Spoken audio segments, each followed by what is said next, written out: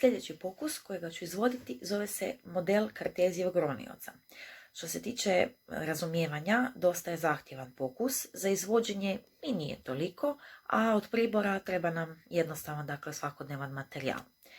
Od pribora potrebna nam je boca, plastična boca koja ima čep, potrebna nam je voda, potrebna nam je čačkalica ili šibica, odnosno žigica, i pokus kaže da nam je potreban plastelin, ali u ovom slučaju ja sam iskoristila komad žvakaće gume, zato što je potvrđeno da žvakaća guma pluta.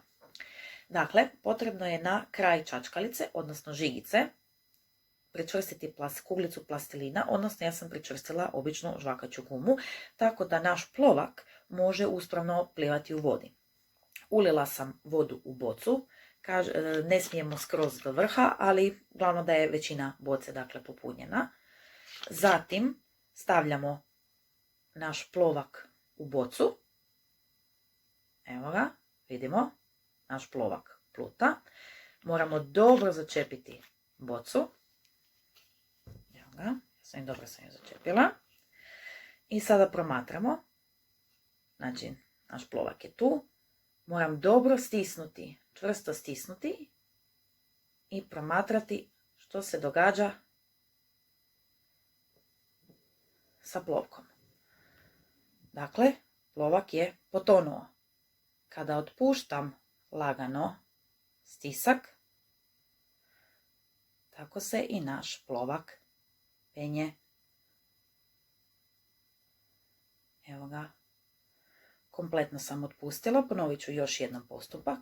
Dakle, čvrsto stisnemo našu bocu i pričekamo.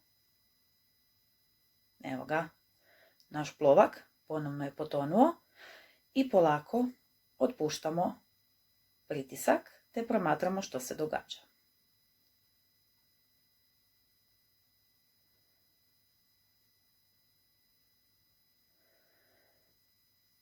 Aha.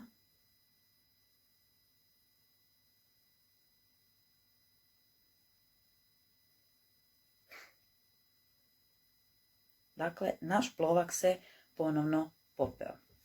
Postavljamo si pitanje što se događa i zašto plivač putuje. A plovak, on ima neznatno veću gustoću od gustoće vode i on pliva kada je djelomično uronjen u vodu. Kada stisnemo bocu, tlak se prenosi na tekućine u svim smjerovima, pa voda onda stlači mjehuriće zraka u porama drva na manji obujam, a oslobođeni prostor popuni voda. Tako se u biti povećala prosječna gustoća plovka i zato je on tonuo. Ako otpustimo stisak, mjehurići zraka, oni se opet šire i stiskuju vodu iz pora drva i gustoća plovka se smanji, pa on izranja.